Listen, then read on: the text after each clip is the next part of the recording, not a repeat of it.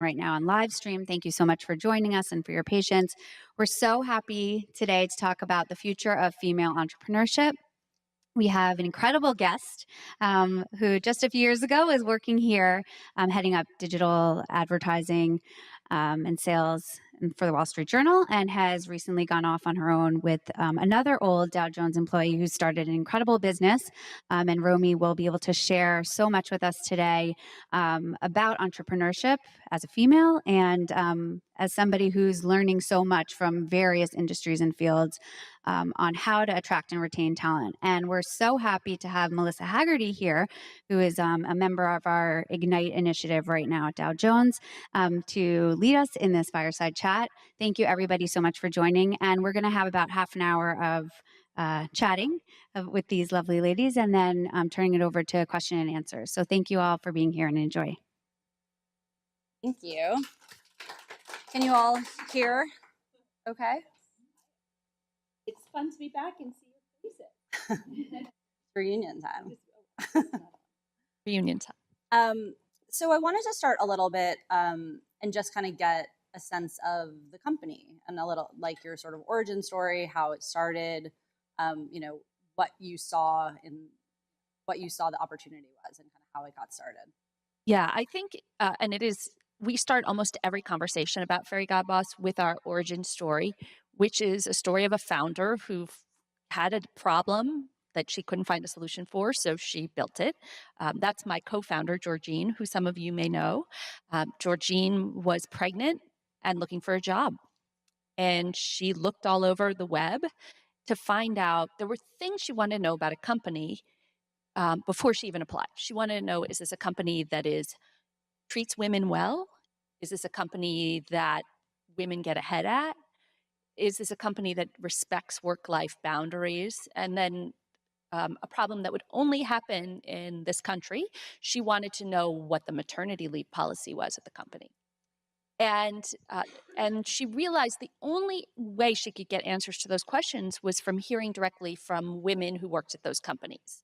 And so she used her network as much as she could, but her network only reached so far. And she thought, wow, wouldn't it be amazing if there was a crowdsourced database where women were sharing this information with each other anonymously? And that's where the idea came from. So classic kind of white space problem that she went to solve. Since then, we've actually, I think I have not been a job seeker in a long time, but the job market has really changed. I say that it's been TripAdvisored, right? Most people don't apply for a job now without checking out online reviews, just like you wouldn't stay at a hotel without checking out online reviews about the hotel. But it turns out that women are looking for really different points of information in those reviews than men are. And as would not be surprising, most of the services that are out there are much more built around men's needs and men's questions, which often kind of come back to salary. So the more we learn and do research about women job seekers, the more we found that there is a real market opportunity for this. And as I mentioned to you, I'm going to talk to a bunch of people who work in talent acquisition and recruiting tomorrow, but I'm going to talk to them about how, I have a picture in my presentation of a Dove moisturizing body wash that's like the same body wash, and it's in a beautiful, white and pink package for the women, and then in a dark kind of like manly black package for the men. And, just like Dove has to think about its strategy as it pertains to men and women consumers, companies should be thinking about their strategy as they pertain to men and women job seekers. Yeah. We're talking about entrepreneurship, and this idea of how to be more entrepreneurial. We've heard the term intrapreneur, right? Which I had actually not heard until kind of recently. So, can you talk a little bit about this idea of sort of being entrepreneurial within an organization, like what you did going in? Sure. Well, I mean, it's funny. So, knock wood, fortunately, things at Fairygodboss, it's been like a very exciting time because we just raised a round of venture capital. So in the last kind of 3 weeks, we've gone from basically 14 people to 27 people. So we're bringing in all these new people, and it's kind of like people don't know each other's names. It's a little crazy, but we're getting there. But it's really interesting because we've only been around 3 years, but already these new people are coming in and they're looking at our practices or our programs or our newsletters or our marketing decks and say, like, whoa, there's a lot of opportunity to rethink this. And it's such a good um, reminder that we can fall into a deep groove so quickly in our jobs and in our institutions. It's just so, because we're so busy and because there's a lot of baggage that goes, that weighs things down and make them hard to change, we do things the same way all the time. And when you bring that fresh set of eyes, I think it helps so much. So in terms of entrepreneurship, I think it's such a great, if you're someone who's interested in kind of advancing your career or learning new things, or also just sort of like having a more interesting day at work, I would strongly recommend that you volunteer yourself or kind of like pursue a stretch assignment in something that's not what you do now. Because you'll, even though it's within the same organization, you'll bring those fresh eyes. And I think for every organization, it's so important to think about, how am I seeing this in a new way? How am I rethinking what I do? Um, and I think I'm a big believer for everyone, but for women especially, that stretch assignments are really pivotal to kind of driving career growth. I think we talked about, there's there's something there's something that I learned at the 2011 Women in the Economy Wall Street Journal conference, which I think has not been repeated since. Was anyone else there? This was in Palm Beach. It was really awesome. But McKinsey research was released then at this conference that showed that women are more likely to be promoted based on performance, meaning women get promoted when they have already demonstrated the capability to do what the promoted job requires, versus men who are more often promoted based on potential, meaning someone believes that they can make that leap. And so I've certainly found in my career that actually seeking out the stretch assignments, taking on the work, showing what you're capable of, is what will help you get ahead and get promoted. Yeah. I mean, we talked about this, the idea and, in thinking about this conversation, what's different, or what do women maybe have to think about differently when it comes to being entrepreneurial or sort of stepping forward in the work, Yeah. versus. Right. Well, I mean, there's a few things. And obviously, whenever I get into women do this, men do this, you're talking about vast generalizations, but they do tend to hold true. But women are just a little more gun shy and less self promotional for sure. And as a matter of fact, we now do something with Fairygodboss where anytime we convene a group that's smaller than this one, we ask everyone to go around the room and brag. And you'd be amazed, people get so nervous about bragging. They feel really uncomfortable.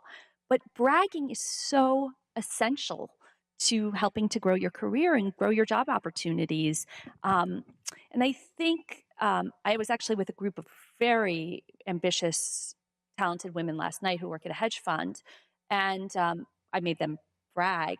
And it was interesting because there was a lot of feedback. First of all, they were deeply uncomfortable with it. But then, in addition to that, one of the reasons they were uncomfortable with it was because I think they were very concerned that they'd be perceived as being too aggressive. They said they'd had a lot of situations where they felt that, if you're bragging, you're being too aggressive.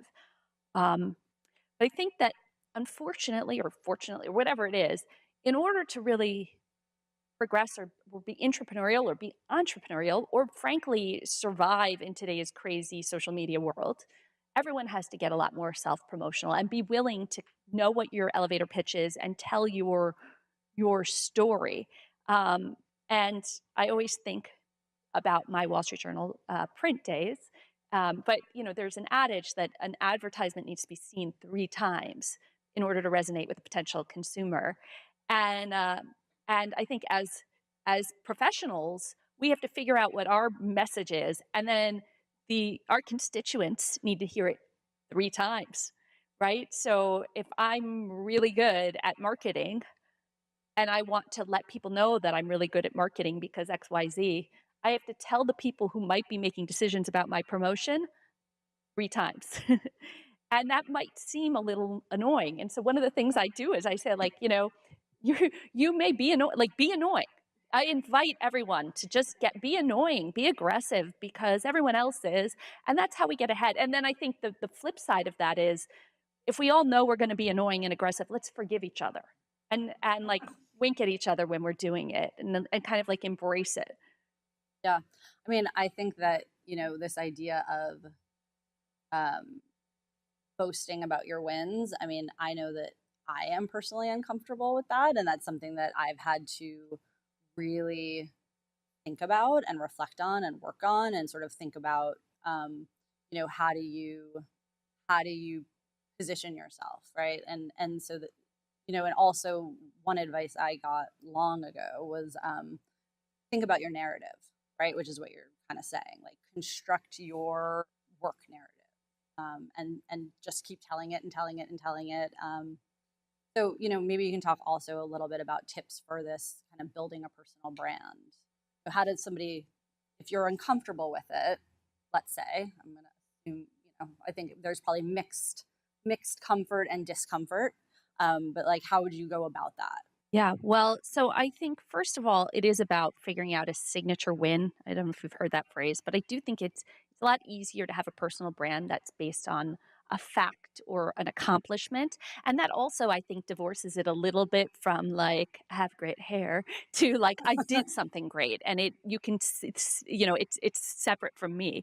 Um, so um, I think if you can kind of articulate the signature win, it's it's really important. But I think I learned a great lesson here, which is the more um, abbreviated and kind of like clear the messages, the better. That's the world's largest luxury magazine, which is the story I tell. But basically, in launching WSJ, when we had like a very confused tagline, and when we reduced it to the world's largest luxury magazine, it was just so crystal clear to every buyer and everyone knew what is it, and you have to figure out what your sentence is, and repeat it, so that it becomes associated with you. But I do think it's helpful to base it around something you've done, versus something that you are.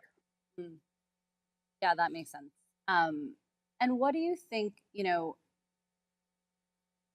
terms of sort of like stretch goals, right? Like, how would, depending on your level, right? I think it's sort of where you're at within the organization, where you're at in your career, this idea of like, no matter where you are, you can be entrepreneurial, you can sort of like raise your hands for stuff. How do you, like, even sort of tactically, like, how do you recommend going about that? Right. Well, I think the first thing is to be brave enough to goal set. And that is not easy because even that can, like, it's kind of like the bragging, it can feel scary to dream big.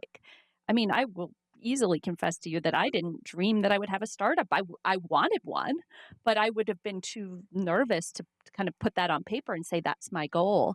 Um, and I think, but spending time to reflect and figure out what you really want. I'm reading a great book that I recommend to everyone called Essentialism. Has anyone heard this book? Um, it's written by like a Stanford guy, and it's the idea is, first of all, that we're all doing too many things, and we could be a lot more successful if we focus on doing less, spending more time reflecting, making more time in our day. But one of the really interesting things that he said that has stuck with me is that the word priority is by definition means one thing. So like the idea that you could have 2 or 3 or 5 or 10 priorities is like then they are simply by definition not priorities because you can only have one single priority. And yeah, um, but if you think about like and it's okay, you can have like a priority for today and you can have a priority for a month or whatever, but your priority also should be you. And I think especially as women, that can get so lost. We can get so busy doing our work and delivering on what's immediately in front of us that we're not thinking about working toward that bigger goal. And I think if you think about making yourself the priority and where you want to and spend reflecting and writing down what is my priority for me, and then how is the work that I am doing today in the service of that, and if it's not, how do I make it more so?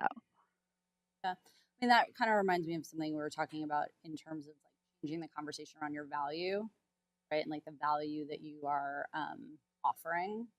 Yes, I'm a big believer in this. I don't know if there are any homeowners in the room, but if you're a homeowner, you obsess about the price of the value of your home, and you know what the value of your home is, right? Like, and you replace the roof or you repaint or whatever to help improve the value of your home. You're very acutely aware of this asset that you own that you've invested a lot in, and honestly, I think we have to treat ourselves the same way. How are you investing in yourself and increasing the value of knowing your value, understanding what your market value is? What if I wasn't working here? Could I be making more? What would the trade offs be? Um, and then, um, and then in addition to that, like the world is changing. It is always changing. And I talked to this amazing woman recently who works at BCG, and she had started her life in finance, and then she went back and got a graduate degree in computer science. And then now even while she's working at BCG, she's taking night classes. And granted, this is all a big commitment. But there are small commitments you can make. There's companies like General Assembly that can teach you classes in various digital disciplines, or you could take a public speaking course. But we often get so busy that we don't make time to edit. Or you could, there's lots of phenomenal programs here. And what you're talking about, there's tuition reimbursement. So there's lots of great opportunities to do it, but we fall by the wayside. And I think we all need to think about what we do and how we do it. And I was mentioning to you, I have a friend who um, she is a commodities reporter, and she's like one of a very tiny handful of people who knows the extent of commodities information that she knows, and then also has sources. And sh- she can define, she works for like tiny trade publications, but she can define the terms of her employment like completely, because what she has is so unique. She's developed herself into this really highly valuable asset because of who she knows, what she knows. And I think it's so useful to think about what kind of power you wield when that's you. Yeah. Um, Maybe we can talk a little bit about sort of networking, kind of like the power of networking. Yes. Um, and how networking can help how you go about it, and maybe like a little bit around like mentorship and sponsors and sort of value there. Networking is so important and so hard. First of all, because I think women, especially, there was a Carol Bartz quote that women are too busy doing to network. But the thing is that we all do need to think more about networking. And the other thing I say, because I think many of you probably, or some of you may know, that I was not always in sales. I moved into a sales role when I was 35. But one of the things that I learned about that, and now I'm 36. One of the things that I learned about that was that you're always selling, and every day we're all selling ourselves. And if we're going to succeed, we got to sell ourselves. So part of selling is feeling brave about reaching out to someone cold and just saying, "Hey, I'm interested in what you do. Can we get a meeting?" And I think we should all be thinking about how to do that. But so here's the flip side of it. We all have to grant each other meetings and reach back and support each other. Um, and I think, I recently, I actually went to a women's conference that was put on by another media brand. But I'd never seen a conference. It was really incredible. It was a very talented group of women, and everyone was so, at all the breaks, there was just such an openness and a willingness to dialogue and meet anybody who you were sitting near. And I thought that was so unusual and so refreshing. And I feel like that's where we need to go, where we're all just like, again, kind of winking and admiring each other's aggressiveness and helping each other out. Yeah. I mean, what do you think? I, this is all very valuable tips. I think that, how are some ways that if you are reticent about stuff like that, or are there sort of like small steps to sort of push outside your comfort zone, whether it's around networking, whether it's around raising your hand for something? I always think about like meetings, and if you're kind of nervous to talk in a meeting. Yes. Well, I think the biggest one is for whatever it's worth, I don't know why this is the human condition, but we're all better at being accountable to someone else than we are at being accountable to ourselves, whether it's going to the gym or whatever it is. So I strongly recommend that everyone think about who is your personal board of directors, right? who are the people that you are going to tell, you're going to talk to, you're going to hatch your plans with them, and then you're going to be accountable to them. I mean, so now Fairygodboss has a board, and every quarter we have to sit down with them and say, here's what we said we would do, and here's how we've delivered against them. And do that so that my talk, but with yourself, my personal goal is to learn XYZ and speak up in a meeting and run a marathon, whatever your thing is. But then it's saying that you're going to do it and then giving an update on your progress is Right. really the thing. And then I think it is also, baby steps and acknowledging one of the things that you feel is that you're shy in meetings, just making it a goal to say one thing in one meeting where you feel comfortable. Or maybe even sharing with someone else in the meeting that you have this sense of discomfort so that they're there to kind of like support you and cheer you on. Yeah, I think I had this recently. I was talking to some people about this idea of sort of like supporting other women in particular in meetings, right? So sort of like teeing up and or acknowledging a win of a colleague, right? And sort of being really conscious about that.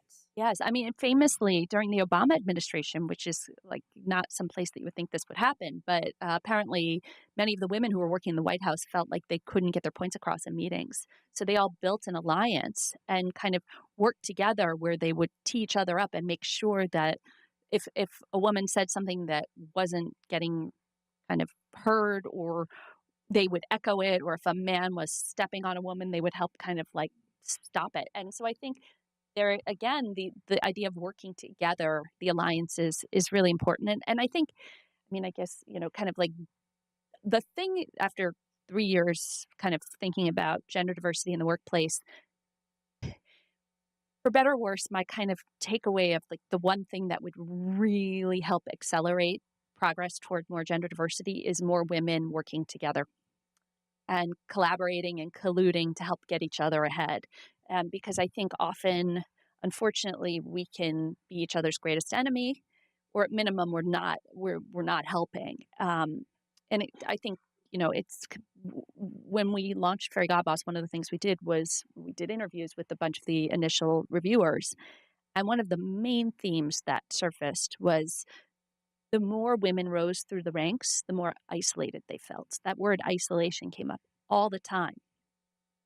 And so I think, just like it's easier to go running if you have a running partner, it's easier to build a career if you have a career partner or many, and you're working on it together and you're in it together. So if there's a way that I could like change the world, I think this is the one I'm stuck on now. Yeah. I mean, let's talk about community and sort of allies, because I think that, I think we're obviously in a very strong cultural movement and moment, right? And I think that, diversity, gender, race, class, like diversity in general is hugely important in corporate environments. But we also, are conscious to not be alienating, right? Like it's important to have inclusive dialogues and conversations and not exclude the men in the room. Because the one man in the room and all the men on the phone who diversity is important to, right? Because it's a conversation that everybody needs to be having. And then we can talk a little bit about why it's important, right, in corporations to have diversity. Well, yes. This is the foundation. Yeah. So, right. So maybe start there. Yeah. So normally if I go kind of like give a slide presentation, I start with a slide that shows Morgan Stanley research that they broke companies up into 3 buckets based on how gender diverse they are. And most gender diverse companies had better stock performance over time. And there's a whole body of research that shows that more diversity of all kinds, diversity of thinking and age and race and ethnicity and sexual orientation, the more diversity on a team, the better the performance of the team. And so I like to walk around and remind everyone that, hey, there's a business case for this effort. There's a business case for driving diversity because for better or worse, corporations are simply here to drive shareholder value. And frankly, they shouldn't devote resources to things that don't, because that's not their mandate. But great news, this does, and makes a big difference toward it. But I think it's important that when we have conversations about diversity, we bring it back to the business priorities. Um, so, um, so that said, the other part of the It's a, right. yeah. I mean, I think that that is a very important foundational Yeah, element, right, for having these types of conversations. exactly. And, and then it's really about how do we have an inclusive conversation, That's right? what I want to say. So Yeah. how do we bring men But into then this the next conversation? thing I think, and men and everyone, it's about really upping our communication game and being willing to have direct conversations with each other about, this is how I feel. This is where I feel uncomfortable. This is something you could do. Because the reality is, we don't know. It's very hard to put yourself in someone else's shoes or understand someone else's experience. I spoke to a woman this morning who's a manager, and she was having a challenge with a woman who reported to her. And the woman who reported to her, she felt, the manager felt that the direct report had been too critical of her. Um, and and then the manager had snapped back. And the manager said, it caught me off guard, and it just didn't feel like the right time, whatever it was. But I think so. Then they went off and hated each other for like 2 months. And instead, I think a conversation that had been like, you know what, I value your feedback. You just took me by surprise, or it just wasn't the right moment, and vice versa. Because then, the difference of how that can move forward is huge. And when we talk about the male ally things, men just don't. We've compared scores and information about how much gender diversity what the priorities men think there are, and where do they see diversity and not. There's a huge gap between what men see and women see, and you know why? Because men are not women, and they're not experiencing it. They're not seeing it, and like, we all don't know what we're not seeing. But if we can be vocal about it and share the experience and raise issues and kind of like get over the discomfort about it, I think that would make a huge difference. Yeah. I mean, I think that, there are so many ways that we can be more conscious, right? I mean, I think first it's about like seeing what you're not seeing maybe, and then figuring out sort of like action steps, in ways that you can on a small scale, then like a medium scale, and then a large scale, sort of like push things forward Yeah, and make well, changes in yourself, push yourself outside of your comfort zone. right. Or, I mean, are you all familiar with the story of what happened at Salesforce? An engineer discovered that she was not being paid the same as other male engineers. And she brought it to HR, and the HR head of HR, Cindy Robbins, was an old friend of hers, and they brought it to Mark Benioff, the CEO. And originally he said that there's no way women could not be, there's no pay gap here, but they forced the issue. They forced an audit. There was a compensation audit. They found major discrepancies. They spent $6 million correcting the pay gap disparity. And but what's amazing is they didn't sweep it under the rug. They made a huge story of it. And what I think is incredible, and I'm fortunate enough, I've gotten to know this woman, Cindy Robbins. She's incredible. But like, what a difference she made. Not just to this one engineer, not just to one company, but now they've been on 60 Minutes. Like, so they're making a difference to every woman. And it is amazing when we're courageous, and when we are willing to raise an issue and identify it, and I think also put data behind it, it can make a difference. It really can make a difference. Yeah. Um, so just on that story, about negotiating, right? Because I feel like one of the things, stereotypically true or not true, one of the things that women are maybe less aggressive about is negotiating salaries. And your starting salary really sets the tone for going forward, right? So kind of fixing pay inequity. So what are some tips around negotiating at whatever level? Always negotiate. And by the way, I am terrible at this. This is like my worst thing. Always ask for more, because you can be sure every man is. And another great book. Um, Sally Krawcheck, who was she was the head of the Morgan Stanley asset managers and the Smith Barney asset management. Am I getting that right? Good? Yeah. City. Right. Thank you. Um, anyway, so she said as a manager, she managed 10,000 financial advisors. And she said that the men would wear out the carpet on their way into her office asking for raises. And no woman ever asked her for a raise. And I know why, because as a working mother myself, I know I was very hesitant to ask for more money because I was afraid of what might be expected from me. I didn't want to raise my profile for fear that not that low profile was ever my thing, but I don't for fear that if I kind of pop my head up, more would be asked of me or expected of me. Guys don't fear that. They're they're relentless, and it goes back to being a salesperson. I mean, I think the other thing is we're so afraid of hearing no. But I would challenge you all. This is where I get kicked out of Dow Jones. I would challenge you all to ask for a raise, and then also expect to hear no, because any smart manager will also say no the first time to see just how much it matters to you. That is right. And so get ready to ask 3 and 4 times. And also, I think the other thing, it's much like sales, is as somebody asking for a raise or negotiating a salary, help them make that decision. Why are they doing it? What's going to help them? Because they're ultimately, your manager has to bring it to someone else to get approval. So help with them make the case for you. Yeah. It's so interesting. I mean, I think that I was talking to somebody else recently sort of about the same issue and the idea of do you know your salary to cent? If somebody, do you know exactly in a moment if somebody asks you exactly how much you get paid? And are you really armed with this is how much I get, this is what I want, this is my salary history, this is what I deserve, and then having the tools to back it up. Yeah. Well, and I mean, I think years ago, when I worked at Estee Lauder, our HR person told me, and I always thought this was crazy advice, but she told me I should be going on 2 job interviews a year. And not that I should leave. She didn't want me to leave.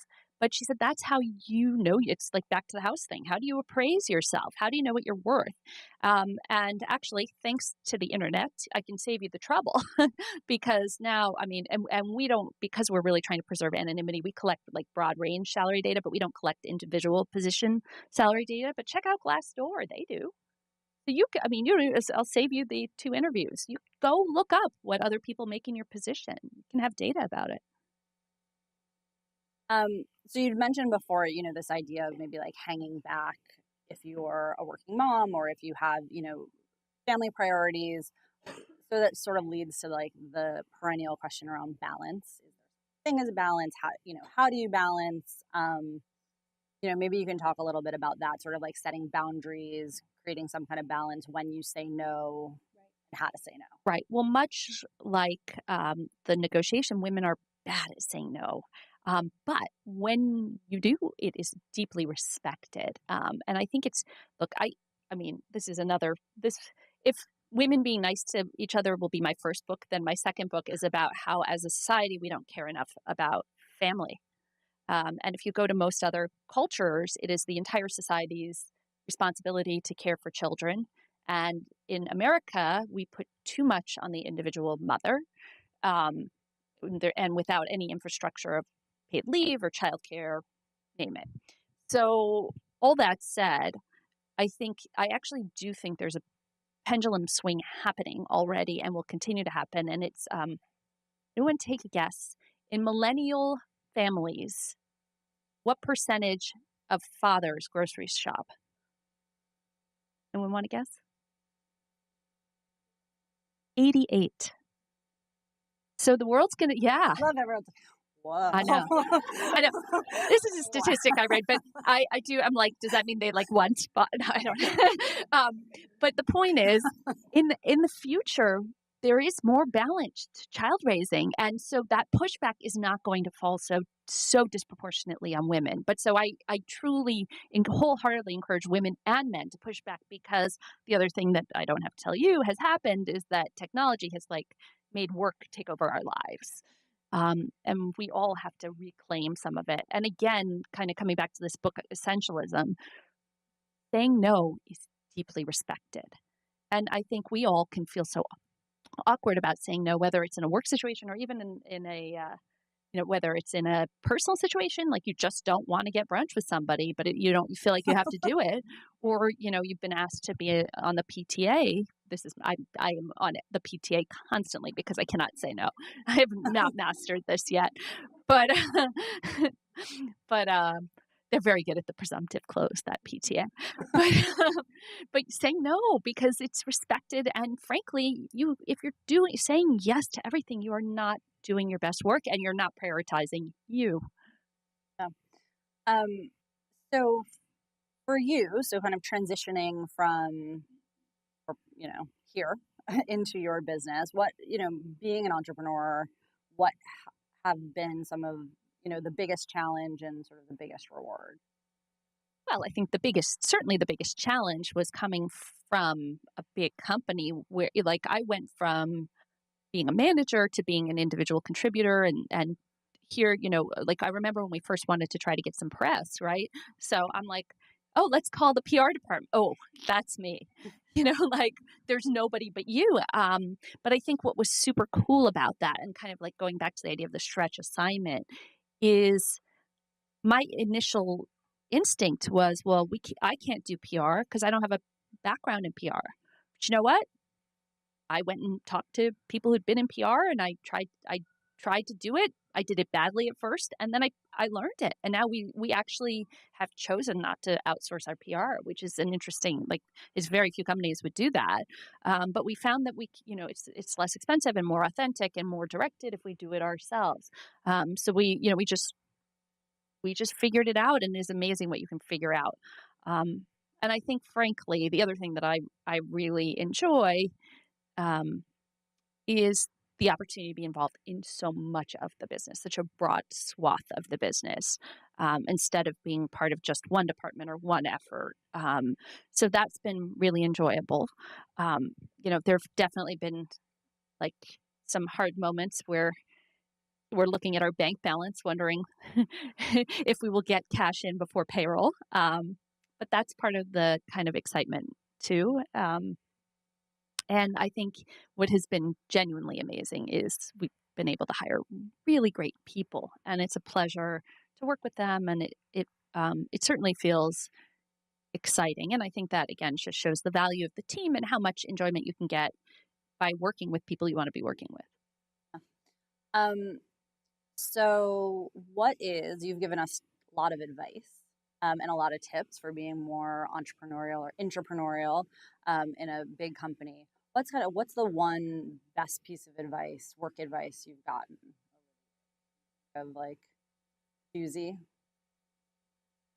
No, I think it's that board of directors thing. Yeah. I think, and if there's one takeaway, I mean, I think it's committing your plan and your desires to paper, and being honest with yourself, because otherwise the time will fly by, and it does. What do you want, and how are you going to get there? And then thinking about every day, is this helping me get to where I want to be? But I think it's so much easier to wait for things to happen to you, so much.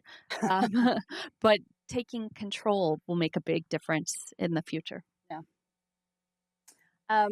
Well, thank you. I think with that, we're going to get some questions. Yes, thanks. And also for those on the live stream. Thank you so much. And for those on the live stream, you can chat in your questions. So feel free to do that, and we'll take a record, please. And if you could say your name, that'd be great. Hey, Romy. So you've known me for many years, and I agree with absolutely everything that you've just said. And if I could go back like 10 years and give myself all the advice that I now know now, but I think the biggest thing is that it's taken me until now to actually realize what it is that I've wanted. And I haven't actually spoken up. I haven't had the confidence, and I've waited all this time. And now I seem to have it. But I speak too much now, Marissa, don't I? So, how and what can you do to help people younger, to help them grow and to give them that confidence to speak out? Because back then in the day, I was too afraid to, and I didn't. And I've waited for this long to actually do it. So what is the advice that you can give to younger people now? Um, Then like programs or yeah, certain. I think there is. I think again, it's sort of setting goals or creating safe space. I think we're all so much more comfortable speaking up about something we think we know in and out. So giving someone an opportunity to speak about, like, be very well prepared and speak about the things they really know. That's really important. Um, but I also think throwing people to the wolves. I mean, I remember I was asked to present to Mr. Murdoch, and I think, like, I was like, my mouth was dry inside. I couldn't get words out. But like, the next time I was just that much more confident, and it makes a big difference, which goes to like sponsors and mentors and people who are teeing you up, and it's our responsibility to help everybody in our midst find those opportunities as well. And by the way, part of that can also be the pushing back, right? Like, you know what? I'm going to be with my family today. I can't make that meeting. You go. And I think, sorry, one more question. In terms of the pay, I totally agree with everything. How and what do you think women go to address their manager? What do you think the conversation should start out as? What I think again, it's not about like, I need a raise now. It's about, look, it's important to me to earn. I think that, first thing that you have to assert, which is surprising, is it's really important to me to earn more money. It's really important to me, and I'm wondering if we can put together a plan over the next 6 months to help me get a raise. Are there things? How can I help you make the case? Are there things I need to do differently? What's going to help make this happen? And help make it a project that you're doing together. And of course, make yourself invaluable so they have no choice but to do that.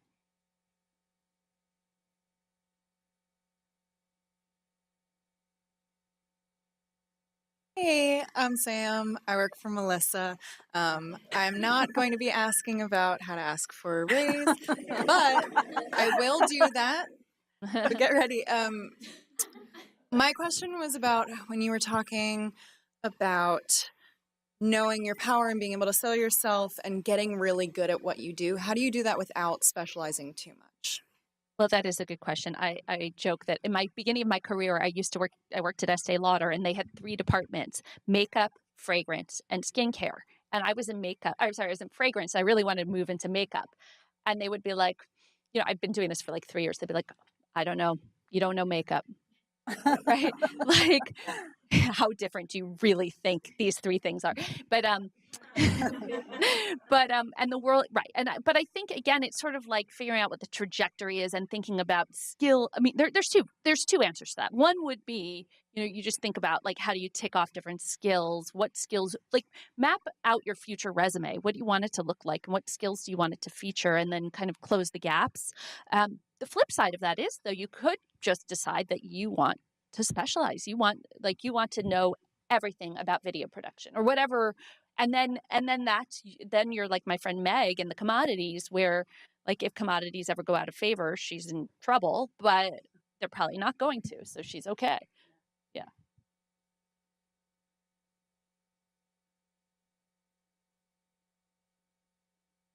Hi, how are you? My name is Sierra. I remembered you said that your company grew from 17 to 28 people. How did you prepare for that growth? And do you think that your organization was ready for that? We did not prepare, and we probably weren't ready. But I will say that the people who take like the first 10 or 15 jobs at a startup, know what they're in for a little. Like, it is you don't know where you're going to be. Literally, you don't know where you're going to be sitting at work. And right now, our new lease doesn't start till June 1st. So we're like, we don't have enough seats for the people that we have in the office this week. Well, but I actually think that is kind of the way that the workplace is moving. There's a great deal more fluidity in it. And I think just like sales, being flexible is something that is really important for everyone in life, in work, whatever it is. But I think, we're learning all the time, and we do make mistakes, and But I think it's that willingness to be fluid and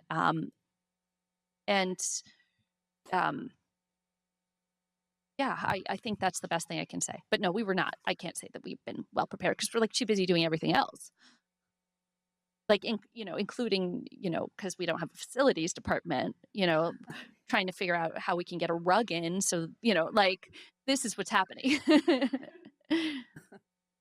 Romy, Maureen Powers wants to know what you miss most about Dow Jones. Very sweet. Hi, Maureen. That is very sweet. Well, I mean, I really had an extraordinary experience here. And I always say that I felt like working here fit me like a glove. I really enjoyed it. And I have to say that I loved the product and the journalism and believe deeply in the importance of the journalism. But I miss the people and the community. It just had always felt very good to come to work here. And I think in leaving, even now today, I'm more of an individual, more of that isolation I was talking about. I didn't have as much isolation when I worked here. I always felt a little bit more like part of something bigger. Hi, Teresa Peterson. My question is, you find a lot of people who are willing to pay lip service to doing these actions, taking these actions, but then there's no follow through. So how do you hold these people accountable without being overbearing, without driving them away? I think you treat it like any other business project. Same thing. You get them to agree on objectives, and then you make everyone sit down for check-ins. But then I also think it's back to associating them to the business benefit. So and this company has done wonderful things with parental leave, even since I took it. But how spending time thinking about how do you assign a value to a change like that? What did that yield Dow Jones, and what do you learn from that to bring forward to other potential changes? Hi, my name's Yukini. My question was around quotas. So the last couple companies that I've worked at have had like really strongly mandated quotas for female hires. So I think there was like have to be at least 30% female at every level, or graduate hires have to be female +1. I think I know what company you came from. Australia, if you can't tell by the accent. But I think I understand why. Like, I do get the whole you have to have a voice at the table and it's really important. But I did notice there was a lot of backlash in terms of, oh, she's only promoted because she's female. So what do you think about quotas? So I'm sorry to say that I think the path to like true gender equality is going to be littered with anger and backlash. And one thing that we all have to stop doing is caring what other people think.